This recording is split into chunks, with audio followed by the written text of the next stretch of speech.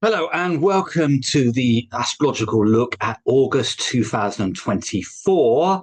What to expect, what planets are dominating, what aspects are going to be playing out, and what zodiac signs from a sun sign, moon sign, your rising sign perspective are going to be affected over August 2024. Now, I didn't do a video for July. I took a little break, and therefore that's why I didn't. But obviously, July was a very, very busy month from an astrological perspective in terms of economically, politically, and we are still picking up the pieces and putting them back together from that. So, what can we expect in August? Well, is it going to be as dramatic as July? Well, not as dramatic, but doesn't mean that August is a smooth month. There's configurations in the sky that mean that there's still tension, but also a kind of sense that things are changing. And that's always a good place to be, isn't it? And a good place to feel that things are beginning to change for us on a collective basis. So we start off, really the main astrological theme, I would say, was that on the 4th of August, we have a new moon at 12 degrees in Leo. It's not really kind of hitting too many other planets that are affecting it too much. You know, new moons are always kind of a sense of new beginnings, but something emerging as well. Leo is a sign of the zodiac that likes to be the individual and exert energy outwards and give energy to other people. So I'm not expecting too much to come from a political economical basis on the 4th. I think it will be quite a nice new moon that won't be too dramatic or anything like that. But if you're born in the middle of Leo and your sun's around about sort of 11, 12, 13 degrees, which is really kind of if you're born in that sort of 2nd, 3rd, 4th of August, or you're born with the sun in Aquarius around about the sort of 1st of February, 2nd, 3rd, 4th, then I think you will be affected by this. I think that you will kind of sense that there is something that's shifting or something that's emerging or being illuminated a little bit. And this could be a new vision, it could be a new way of looking at life, it could be a new work that comes about, it could be something that's very sort of within the collective that comes out. But then on the 5th, straight away off the back of that, we have Venus that moves into Virgo. Not very comfortable position.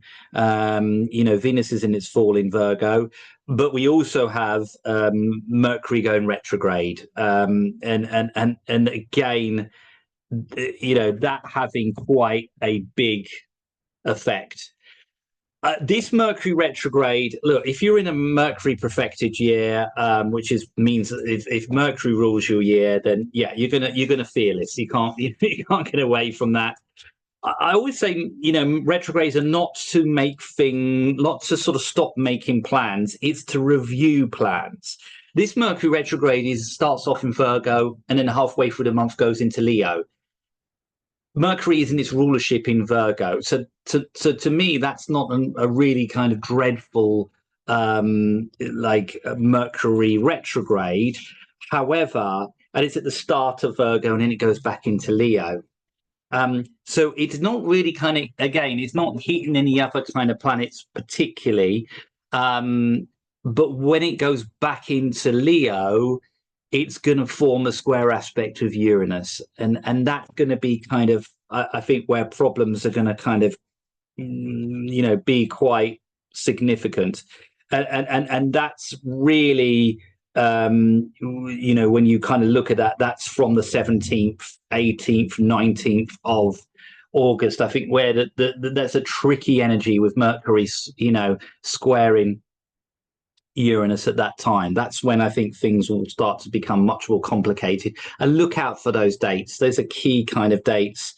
And look out if you've got like planets at the end of fixed signs, sort of Taurus, Leo, Scorpio or Aquarius, any of your planets, your personal planets particularly, it's sort of like 26, 27, 28, 29 degrees in those fixed signs. That's a little bit of a bumpy ride for you at that particular time period. So just to be kind of very aware of that. Sort of moving forward, the big kind of thing I would say is the square aspect between Jupiter, which is in Gemini, and Saturn, which is in Pisces. These are two mutable signs of the zodiac. And, when these two sort of begin to form a natural square, which it really kind of happens again the 17th, 18th, 19th, 20th, 21st. It's this middle part of August, which is going to be a little bit turbulent.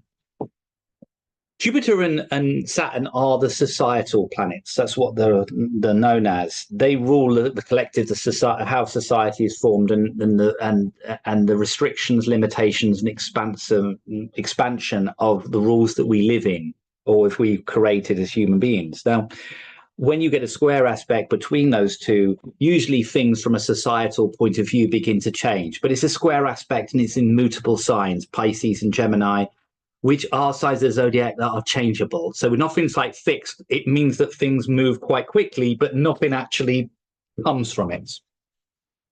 Lots of talk, lots of rhetoric, lots of ideas, but nothing actually sticking. And this is part of the problem when you're dealing with mutable signs. It's changeable. Somebody says one thing, then change their mind. And again, if you've got a lot of planets in mutable signs at that sort of 17, 18, 19 degree mark, then again, you're going to be hit by this kind of feeling changeable yourself. Or in those mutable signs, to remind you, of course, Gemini, Virgo, Sagittarius, and Pisces. You're going to feel this kind of need or restlessness around about the middle of the month.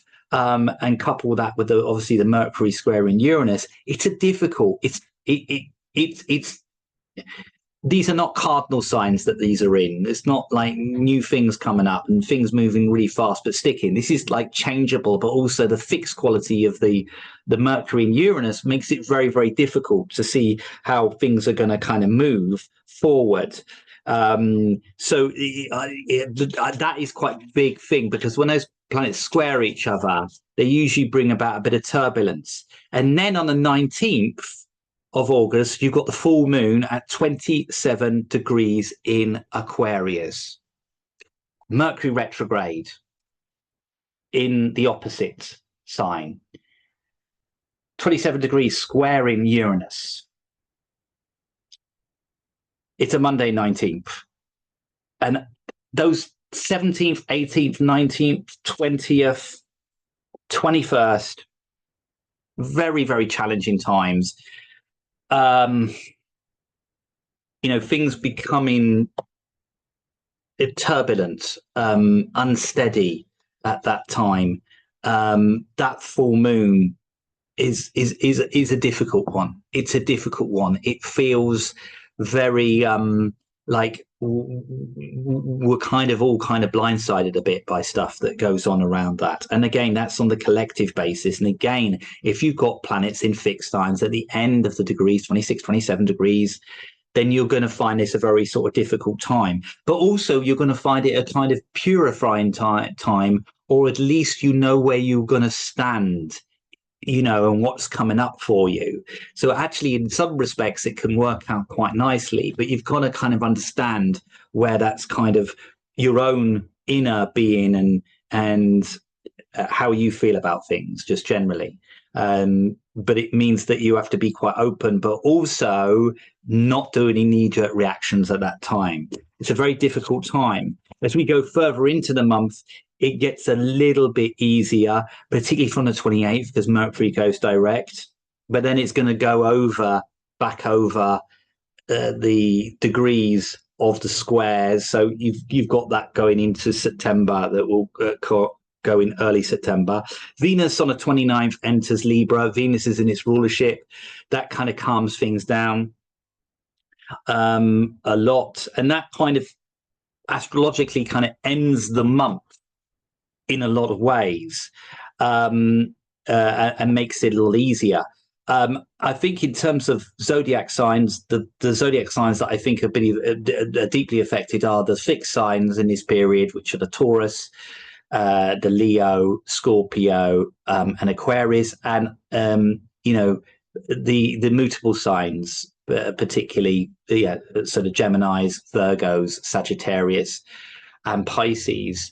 Particularly if you're born in the middle of those signs, and for the fixed signs, if you're born at the end, and you're going to be kind of affected.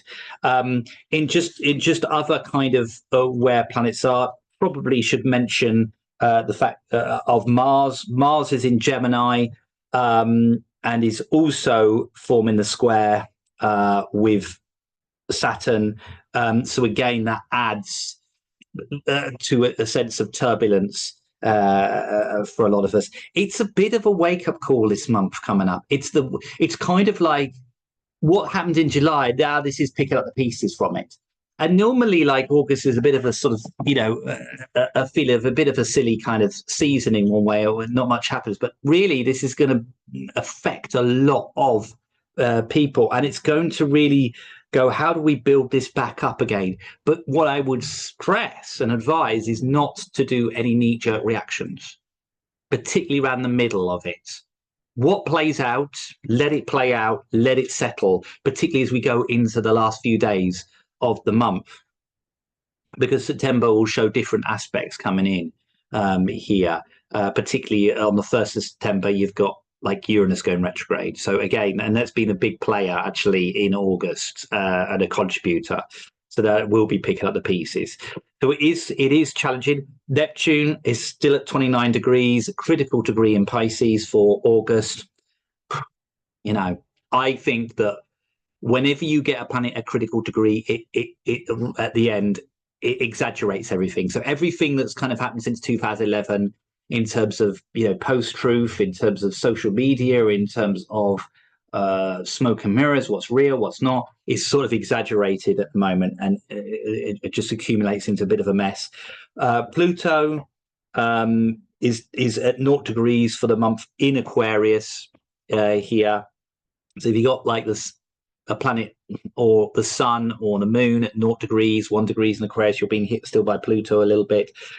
Chiron is kind of at 23 degrees in Aries, and the nodes are in between, are in the polarity point of Aries and Libra, around about 7 degrees, 7 degrees.